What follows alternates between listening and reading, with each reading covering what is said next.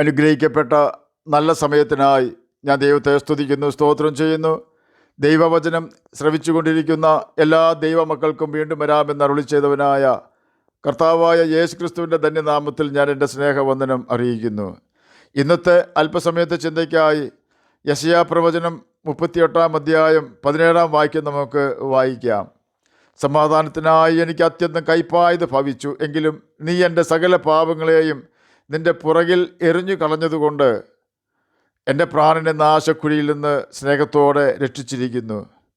അനുഗ്രഹിക്കപ്പെട്ട ഒരു വേദവാക്യമാണ് നാം കേട്ടത്. അശ്ശൂർ രാജാവായ സൻഹെരീബ് യഹൂദയോട് യുദ്ധം ചെയ്യുവാൻ വരികയും ദൈവസഹായം യഹൂദയ്ക്ക് ലഭിച്ചതിനാൽ യഹൂദ രാജാവായ ഹിസ്കിയാവ് രക്ഷപ്പെടുകയും ചെയ്തു. കാരണം യഹോവയുടെ ഒരു ദൂതൻ പുറപ്പെട്ട അശ്ശൂർ പാളയത്തിൽ 1,85,000 പേരെ കൊന്നുകളഞ്ഞു. ജനം രാവിലെ എഴുന്നേറ്റപ്പോൾ അവർ എല്ലാവരും ശവങ്ങളായി കിടക്കുന്നത് കണ്ടു. അങ്ങനെ അശ്ശൂർ രാജാവായ സൻഹെരീബ് യാത്ര പുറപ്പെട്ട് മടങ്ങിപ്പോയി നിനവയിൽ പാർത്തു. അവൻ തൻ്റെ ദേവനായ നിസ്രോക്കിൻ്റെ ക്ഷേത്രത്തിൽ നമസ്കരിക്കുന്ന സമയത്ത് അവൻ്റെ പുത്രന്മാരായ അദ്രമേലക്കും സരേസരും അവനെ വാൾ കൊണ്ട് കൊന്നിട്ട് അരാരത്ത് ദേശത്തേക്ക് ഓടിപ്പോയി കളഞ്ഞു. ആ കാലത്താണ് ഹിസ്കിയാവിന് മരിക്കത്തക്ക രോഗം പിടിച്ചത്. ആമോസിൻ്റെ മകനായ യെശയ്യാ പ്രവാചകൻ അവൻ്റെ അടുക്കൽ വന്ന് അവനോട്, നിന്റെ ഗ്രഹകാര്യം ക്രമത്തിലാക്കുക, നീ മരിച്ചു പോകും, ശേഷിക്കയില്ല എന്ന് യഹോവ അരുളി ചെയ്യുന്നുവെന്ന് പറഞ്ഞു. അപ്പോൾ ഹിസ്കിയാവ് മുഖം ചുവരിൻ്റെ നേരെ തിരിച്ച് യഹോവയോട് പ്രാർത്ഥിച്ചു. അയ്യോ യഹോവേ, ഞാൻ വിശ്വസ്തയോടും ഏകാഗ്ര ഹൃദയത്തോടും കൂടെ തിരുമുമ്പിൽ നടന്നു നിനക്ക് പ്രസാദമായുള്ളത് ചെയ്തിരിക്കുന്നു എന്ന് ഓർക്കണമേ എന്ന് പറഞ്ഞു. ഹിസ്കിയാവ് ഏറ്റവും കരഞ്ഞു.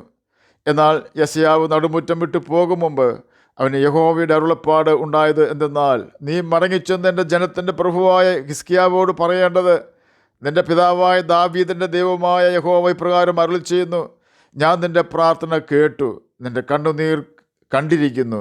ഞാൻ നിന്നെ സൗഖ്യമാക്കും. 3-ാം ദിവസം നീ യഹോവയുടെ ആലയത്തിൽ പോകും. ഞാൻ നിൻ്റെ ആയുസ്സിനോട് 15 സംവത്സരം കൂട്ടും.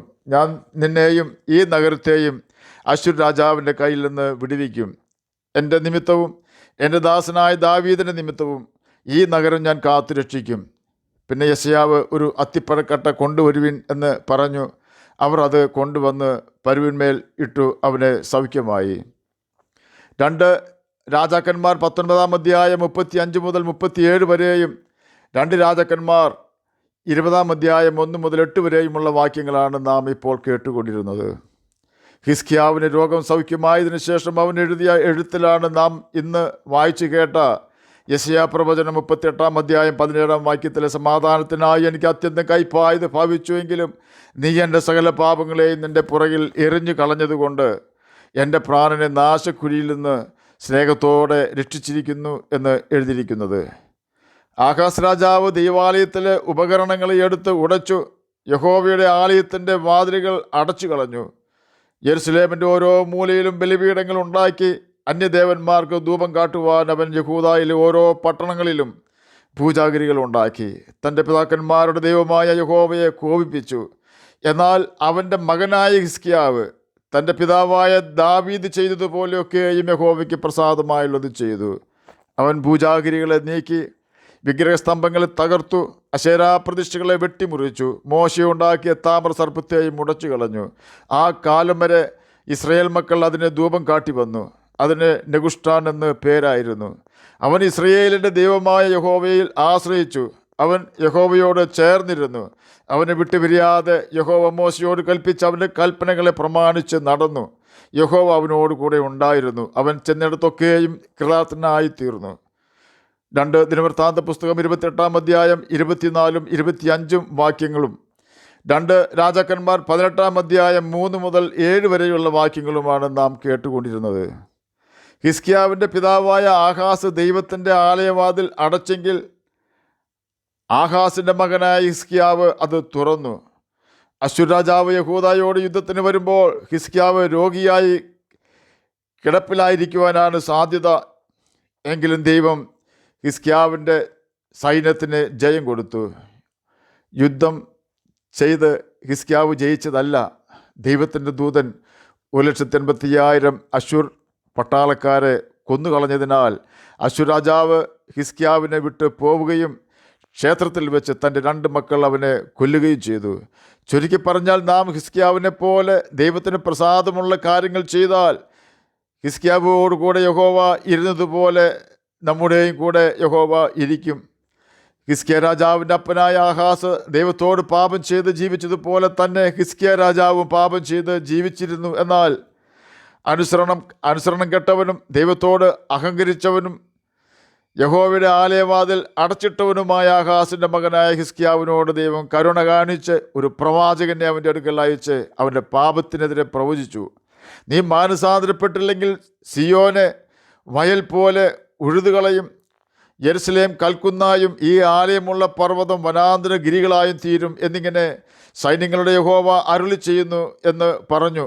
യഹോവയുടെ പ്രവാചകനായ മൊറസ്ത്യനായ മീഖായാവ് ആണ് ഇപ്രകാരം ദൈവത്തിൻ്റെ ന്യായവിധി ഹിസ്കിയാവിനോട് അറിയിച്ച പ്രവാചകൻ.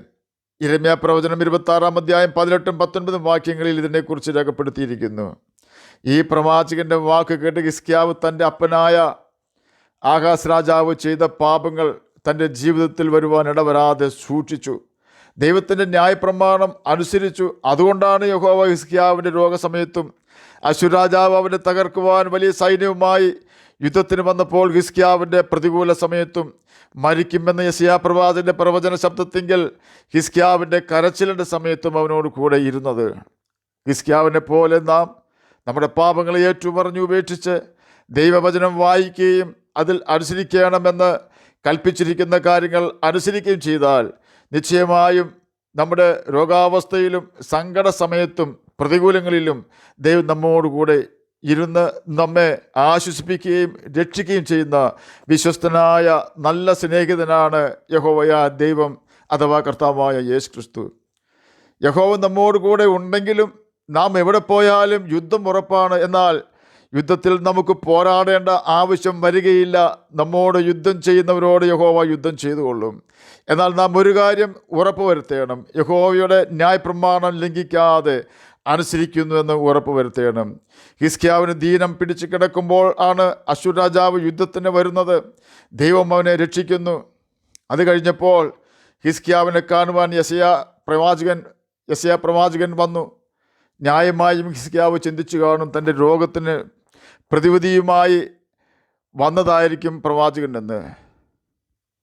എന്നാൽ തൻ്റെ കണക്കുകൂട്ടലുകളെല്ലാം തെറ്റിച്ച് കളഞ്ഞുകൊണ്ട് പ്രവാചകൻ പറയുകയാണ്, രോഗിയായ ഹിസ്കിയ രാജാവിൻ്റെ മുഖത്ത് നോക്കിക്കൊണ്ട്, നിൻ്റെ ഗ്രഹകാര്യങ്ങളെല്ലാം ക്രമത്തിലാക്കുക എന്ന്. നിശ്ചയമായും നീ മരിച്ചു പോകും, നീ ശേഷിക്കുകയില്ല.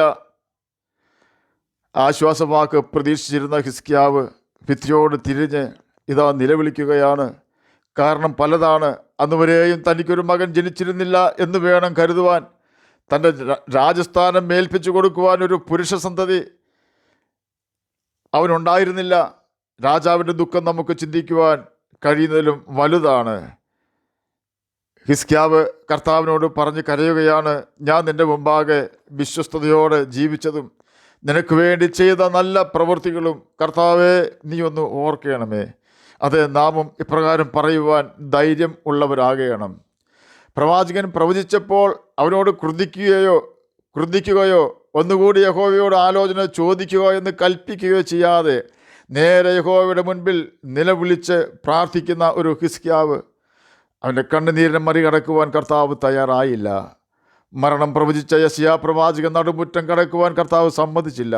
അവൻ മടങ്ങി വന്ന് ഹിസ്കിയാവിനോട് പറയുകയാണ്, ഇസ്രായേലിന്റെ ദൈവമായ കർത്താവ് അരുളി ചെയ്യുന്നു, നിന്റെ പ്രാർത്ഥന ഞാൻ കേട്ടിരിക്കുന്നു.